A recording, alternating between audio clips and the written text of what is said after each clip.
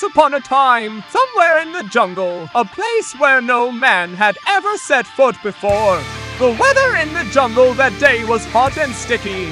Small and large insects were everywhere, but that couldn't stop Buster on his way to the treasures of the ancient tribe that had once lived in the area. Trying to be as inconspicuous as possible, Buster floated down a river somewhere deep in the jungle. Only his hat was visible at the top of the water. Buster was immersed in the water and could not see that he was being watched by a pair of strangers lurking in the bushes. They had been following Buster since his arrival in the jungle. Who were they? What did they want? That we would find out later. Buster calmly continued his movement underwater. As a camouflage, he used a mechanical crocodile that swam around him, scaring away unwanted enemies and serving as his weapon in a time of need. And so Buster finally reached the ancient temple, standing on a riverbank somewhere in the heart of the jungle. Buster slowly poked his head out from under the water to make sure he was exactly where he was going. He checked the map and smiled contentedly. He realized that he was one step away from the enormous wealth that would allow him to become the coolest and strongest brawler in Brawl Stars. When he possessed these treasures, he would be able to buy any upgrade and skin he wanted. He has dreamed of this all his life. Finally, all his enemies will be begging him to take them for his team. Stopping his contemplation of the future, Buster stepped confidently ashore. But Buster wasn't the only one looking for the treasure of an ancient, mysterious civilization. Fang and Maisie wanted to find the mysterious temple with a treasure too. After all, who doesn't want to be the coolest brawler in Brawl City? Of course, everyone does. But the question is who has the very brave spirit and courage to overcome all the traps set by the guards of the ancient treasures, and who can defeat the guards themselves, who have been guarding these treasures for hundreds of years. A stone with traces of huge cracks left by the claws of some monster caught Fang and Maisie's attention. They stepped closer to look at it. Fang gently ran his hand over the scratches, trying to see if they were real scratches left by some unknown monster. Who could have done this? Someone who has such big claws must be pretty huge in height and weight, which means it would be hard to defeat, Fang thought, and took his hand off the stone. What do you think, Maisie? He asked. Maisie looked thoughtfully at the stone. I don't know, Fang, she answered. But then suddenly it was as if an electric current had struck her, because she realized who it could be. Her grandfather had once told of a treasure keeper who looked like a huge stone machine with claws like a jaguar, and inside that machine sat an ancient warrior who controlled it. Maisie remembered how this story had frightened her as a child. Little shivers ran through her body. Just as Buster stepped ashore and was about to enter the temple to retrieve his treasure, the huge torches on either side of the entrance lit up brightly, illuminating everything around him. The torches were so big that Buster was instantly sweating from their heat. Or maybe it was the fact that he hadn't really expected it, and he was scared. The torches were followed by a bright light inside the ancient temple. The light was ominous and did not bode well for Buster. Some strange and powerful sound, like the sound of thunder, was heard in the sky. Buster looked up to the sky and saw, against the glittering sun, a black dot, which was rapidly increasing. Buster did not immediately understand what it was, but he sensed that this was what his growing problems looked like. Just a second later, a huge mechanical monster made of stone landed in the river next to him at breakneck speed. A high wave of water covered Buster completely and almost knocked him down. But Buster held on. This was not the first time he had faced such an opponent. Buster stood firmly on his feet, looking straight into the eyes of the monster. The monster had huge stone claws on its paws. When Buster looked closely at it, he saw a warrior inside the monster, reminiscent of a Brawl City fighter named Meg. Only this warrior wore a strange mask and looked like a warrior from the distant past.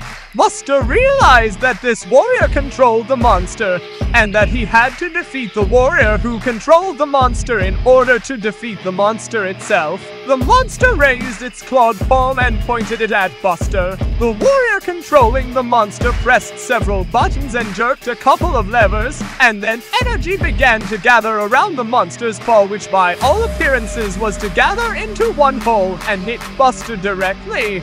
Buster didn't wait to be turned to dust and decided to act. He grabbed his crocodile and rushed sharply to the side.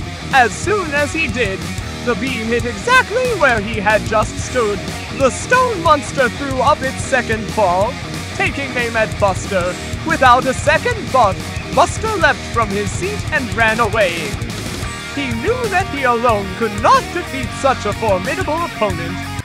Maisie and Fang were trying to figure out what the strange symbol on the shard of temple wall they found on their way to the treasure temple meant. Suddenly, they heard strange screams and sounds of gunfire. Maisie immediately recognized the voice of Buster, who always kept chattering, even when his life was on the line. Maisie and Fang realized they had to help Buster. They rushed out of the way and quickly ran toward the sounds of battle. As they ran, they reloaded their weapons. The mechanical ancient monster persistently pursued Buster. It must be admitted that the warrior skillfully manipulated the monster. He deftly used the levers and buttons sitting inside the monster. From the cockpit, Buster looked so small that it looked like the monster was about to crush him like an ant. But Buster was not the kind of brawler who gave up so easily. He knew how to navigate quickly, without stopping, right on the run. He turned and fired from his mechanical crocodile, a net that was charged with a special superpowered energy that could make even a monster like that stop. The first net flew past, but Buster did not give up and fired again, this time firing several nets at once, one of which hit exactly at the monster and energized it, paralyzing its movements. Something jammed inside the mechanical beast and it collapsed helplessly into the river, exploding immediately. The explosion covered everything around it for a split second. Buster thought he'd finally taken down the enemy, but at the same moment he saw something fly into the sky from the clouds of smoke emanating from the burning mechanical monster. When he looked closely, he realized that it was the same warrior who controlled the beast.